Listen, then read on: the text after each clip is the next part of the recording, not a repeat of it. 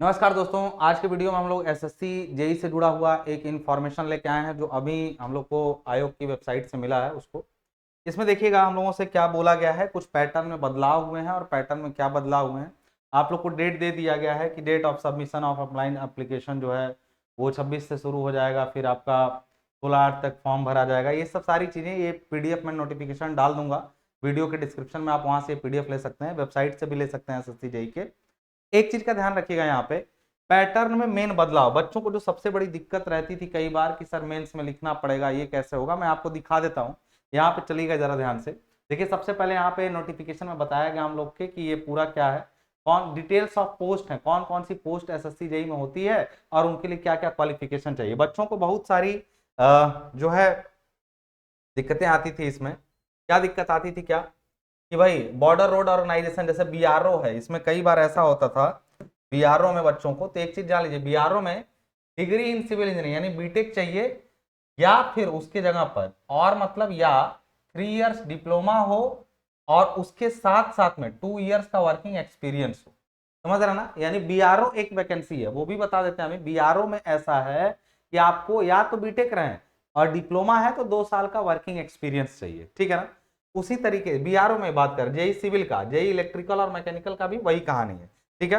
Again अगर हम लोग बात करें यहाँ पे, अगेन यदि हम लोग यहाँ पर बात करें तो इसी तरीके से आगे देखिएगा, अलग अलग के लिए जैसे सेंट्रल पब्लिक वर्क डिपार्टमेंट है यानी सीपीडब्ल्यूडी है, उसमें केवल डिप्लोमा इन सिविल इंजीनियरिंग, केवल डिप्लोमा चाहिए, डिग्री नहीं लेगा वो।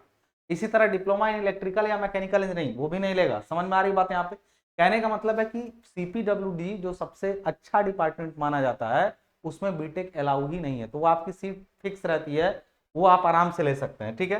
फिर उसके बाद आपका CWC है, सेंट्रल वाटर कमीशन है यहाँ पे, जिसमें मैंने वो इंटरव्यू डाला था एक अपनी स्टूडेंट का, वो भी इसमें है। Department of water resource river development Ganga, ये पूरा इसके बारे में बोला है। डिप्लोमा इन सिविल इंजीनियरिंग चाहिए आपको। फिर उसके बाद फरक्का बैराज है, मिलिट्री इंजीनियरिंग सर्विस में होता है। मिलिट्री इंजीनियरिंग सर्विस में देखिए या तो डिग्री चाहिए या तो 3 इयर्स डिप्लोमा के साथ में 2 इयर्स का एक्सपीरियंस, यानी दो डिपार्टमेंट, एक तो बीआरओ और दूसरा एमईएस, ये दोनों डिपार्टमेंट में एक्सपीरियंस चाहिए होता है डिप्लोमा वालों को, अदरवाइज कहीं नहीं। लेकिन आप सोच रहे हैं सर इसका मतलब बीटेक वाले सब में भरेंगे, बिल्कुल, लेकिन सीपीडब्ल्यूडी में डायरेक्ट बीटेक यदि आप हैं तो अलाउ नहीं करता है, ठीक है। अब हम लोग बात करते हैं इसी तरीके से यहाँ पे मेन मुद्दे पर चलते हैं। देखिए और कई सारे इसमें डिपार्टमेंट इस बार और दिख रहे हैं, 8 डिपार्टमेंट टोटल दिख रहा है। एनटीआरओ बहुत अच्छा डिपार्टमेंट है ये सब, तो आप ये सब अच्छी अच्छी वैकेंसी है, इसमें अच्छे अच्छे डिपार्टमेंट हैं। लेकिन हम लोग का मुद्दे वाला मैटर था, देखिए ये पूरा बोला है कि यहाँ पर कुछ इसके बारे में चीजें बताई हैं कि जो हमने ऊपर बोला उसका मतलब क्या है वो समझाया हुआ है, बहुत लंबा नोटिफिकेशन है। टेंटेटिव वैकेंसी, टेंटेटिव का मतलब समझते हैं? टेंटेटिव का मतलब टोटल 431 वैकेंसी केवल दिखा रहा है बीआरओ में। देखिए टेंटेटिव, 4 टेंटेटिव मतलब होता है संभावित इतनी सीटें हैं, सीटें घट बढ़ सकती हैं, लेकिन 431 संभावित सीटें हैं। इसी तरीके से आपका, आप यहां पर देख लीजिएगा, ये केवल मेल कैंडिडेट के लिए होता है, बीआरओ में गर्ल्स की सीट नहीं होती है, ठीक है। फिर उसके बाद मेल कैंडिडेट्स के लिए यहां पर बोला है। फिर सेंट्रल पब्लिक वर्क डिपार्टमेंट में टोटल सीट 421 सीटें अभी भी दिखा रहा है सीपीडब्ल्यूडी में। फिर आपका यहाँ पे फिर आपका यहाँ पर इलेक्ट्रिकल वालों की सीट 124 दिखा रहा है, सिविल वालों की 421 सीट दिखा रहा है टोटल, बाकी कैटेगरी वाइज सीटें आपको दी हुई हैं। ये सब सीट वगैरह के बारे में बताया है। अच्छी सीट इस बार है, अगर टेंटेटिव सीट लगभग सही होती है तो बहुत अच्छी सीट इस बार भी दिखा रही है पिछली बार की तरह। पिछली बार जितनी नहीं दिखा रही है लेकिन ठीक ठाक सीट दिखा रही है, ठीक है। अब इसके बाद हम लोग आते हैं रिजर्वेशन एंड सुटेबिलिटी, रिजर्वेशन वगैरह बताया है। देखिए कभी भी कोई एग्जाम आए ना तो मैं आपसे बताता हूँ नोटिफिकेशन खुद से पढ़ा करिए, नोटिफिकेशन आप खुद से पढ़ा करिए, ताकि आप एक तो आदत बने पढ़ने की, दूसरे की बातें सुनने से कई बार गलत हो जाता है, ठीक है। तो मैं रिकमेंड करूंगा कि यदि आप सक्षम है तो वीडियो बंद करिए और जाइए पीडीएफ डाउनलोड करके खुद से पढ़िए। फिर भी मैं काम की चीज आपको बता देता हूँ, वो सुन लीजिएगा। देखिए परमिसिबल डिसेबिलिटीज वालों को बताया है, यहाँ पे मैं पूरी बात दिखा देता हूँ।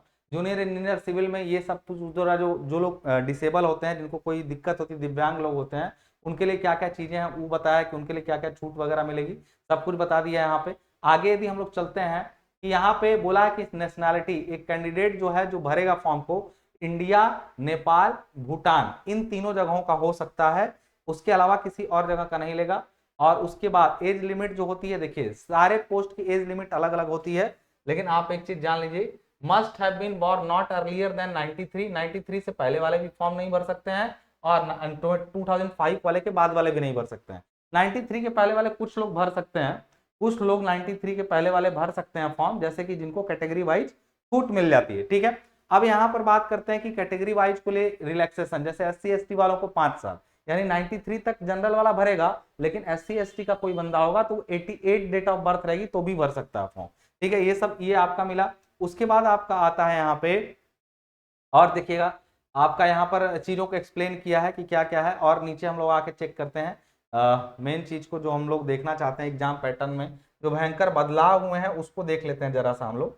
ठीक है ना, हाँ देखिए SSC JEE की जो नोट्स वगैरह ये सब है ना, अब मेन पैटर्न में आपको एक साथ बोल देता हूँ। Pattern, how to apply, fees वगैरह क्या है, कितना होगा, ये सारी चीजें यहाँ पर बताई गई हैं।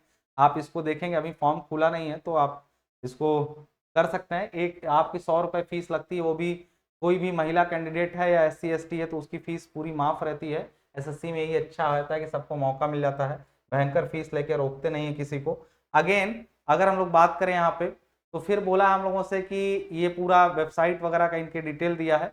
एग्जामिनेशन का जो डिटेल है वहां पर हम लोग पहुंचते हैं फटाक से। यहाँ पे देखिए, यहाँ पे बोला है, ये बहुत अच्छी चीज है, एग्जामिनेशन की स्कीम क्या है, स्कीम ऑफ एग्जामिनेशन, यानी एग्जाम कैसे होगा आपका। The computer based examination will be conducted in 2 papers as indicated below, paper 1 paper 2, 2 computer based examination होगा, पेपर 1 एंड पेपर 2। अब देखिए मोड ऑफ एग्जाम, पेपर में पेपर 1 जो होगा कंप्यूटर बेस्ड होगा, उसमें 50 क्वेश्चन आपके जनरल इंटेलिजेंस के, 50 क्वेश्चन के जनरल अवेयरनेस के, और 100 क्वेश्चन जो होंगे मतलब पार्ट ए में या तो सिविल या तो मैकेनिकल या तो इलेक्ट्रिकल, जो आपका रहे उस ब्रांच से होगा। इतना तक तो पहले भी था, पेपर 1 में ऐसा ही होता आ रहा था, ये पेपर 1 में ऐसा ही पहले भी होता आ रहा था। टाइम आपको 2 घंटे मिलता था, लेकिन जो लोग डिसेबल्ड हैं, जिनको कोई और लिखता है जिनका पेपर, जिनके हाथ वाथ में प्रॉब्लम है, उनको 2 घंटे 40 मिनट मिलता है। लेकिन ये जो पेपर 2 वाली कहानी है ना, देखिए मैंने आपको जब JEE फाउंडेशन का बैच लॉन्च किया था तब भी बोला था कि आप देखिएगा 3 मिनट 10 सेकंड पे मैंने क्या बोला है। JEE फाउंडेशन वाला बैच जब मैंने लॉन्च किया था 3 मिनट 10 सेकंड के ड्यूरेशन पर, उस वीडियो में मैंने देखिएगा क्या बोला है, सुनिएगा जरूर। कंप्यूटर बेस्ड एग्जामिनेशन जो होगा वो भी अब हो गया। पहले ये कैसा होता था, पेन पेपर पर कन्वेंशनल तरीके से होता था, पहले ये पेपर कन्वेंशनल तरीके से होता था, पेन पेपर पर होता था, जिस पर बच्चे बहुत परेशान थे, हिंदी इंग्लिश सर लिखेंगे कैसे, तमाम चीजें। अब ये भी क्या कर दिया है, जनरल इंजीनियरिंग, पार्ट ए में जनरल इंजीनियरिंग, पार्ट बी में जनरल इंजीनियरिंग, तो ये और है, मतलब आपको कोई एक देना है, या तो सिविल एंड स्ट्रक्चरल दीजिए या ये दीजिए या ये दीजिए, जो आपका डिपार्टमेंट हो।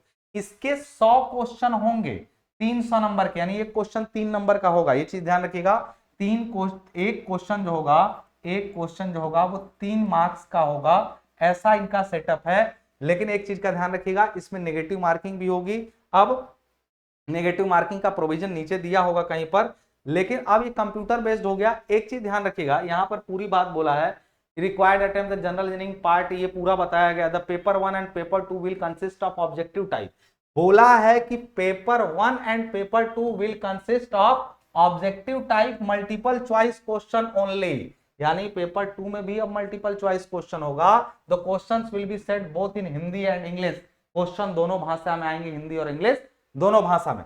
Questions in both papers will be objective multiple choice type, question will be set in Hindi and English. Part 1, 2 and 3 ये पूरा बता दिया। And paper 2 there will be negative marking equal to 1/3 of the marks allotted to the question for each wrong answer in paper 1 paper 2।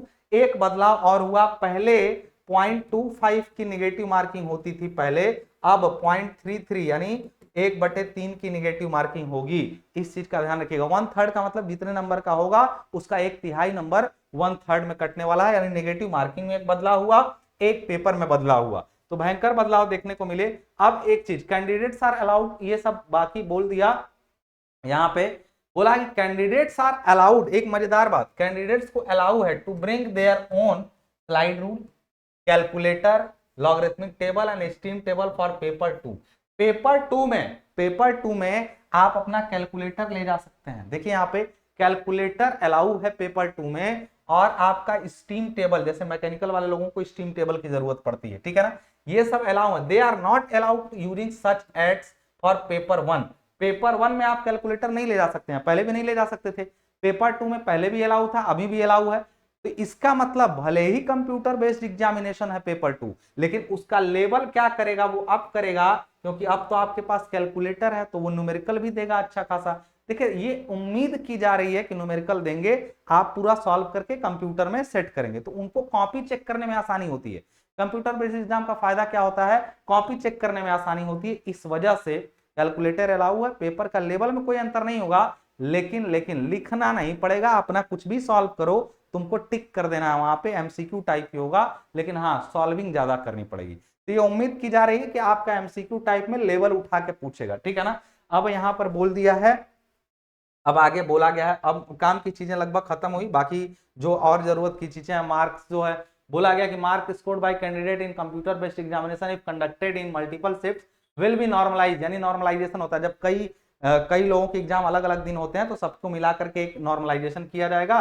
The date of examination indicated in notice are tentative, यानी exam का जो date दिया गया है वो संभावित है, उसको बदला जा सकता है, ये भी बोला गया। There shall be no provision for revaluation, कोई भी अपनी कॉपी को रिवैल्यूएशन या रीचेक नहीं करवा सकता है किसी स्टेज पर।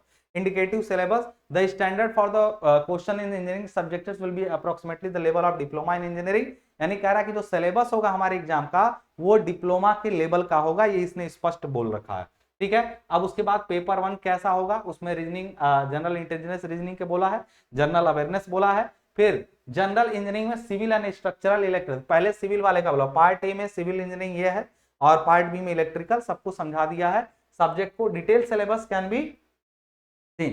तो आप समझ गए हैं क्या चेंजिंग आ चुकी है। आई होप कुछ लोगों को इससे फायदा होगा, कुछ लोगों को निराशा होगी। जो पहले नुकसान क्या होता था, मेरे ही 2-3 स्टूडेंट सेम आंसर लिख के आए थे और नंबर अलग अलग पाए थे, कारण कॉपी चेक की गई थी। तो मैं दोष नहीं दे रहा हूं, लेकिन अब उससे आप बच जाएंगे, जो आप करेंगे वो आप भुगतेंगे, साफ सुथरी बात होगी, कोई उसमें इफ बट नहीं होगा। तो तैयार रहिए, एक अच्छा कदम है। प्लस हिंदी इंग्लिश से बच्चों जिनको राइटिंग स्किल में प्रॉब्लम थी, उनका ये प्रॉब्लम सॉल्व हो गया है। चलिए इसी के साथ अब आपका फिलहाल के लिए जेई लेवल पर कोई एग्जाम नहीं है जिसमें आपको रिटन एग्जाम देना हो। तो चाहे आपको ये बात आपको अच्छी लगी या बुरी, तो आप एक बार बस कमेंट बॉक्स में डालिएगा मेरे लिए अच्छा है या यार सही नहीं हुआ, ये 2 चीजों में से एक बात आप नीचे डालिएगा। मिलते हैं फिर आप सिलेबस के साथ, दीजिए इजाजत, धन्यवाद।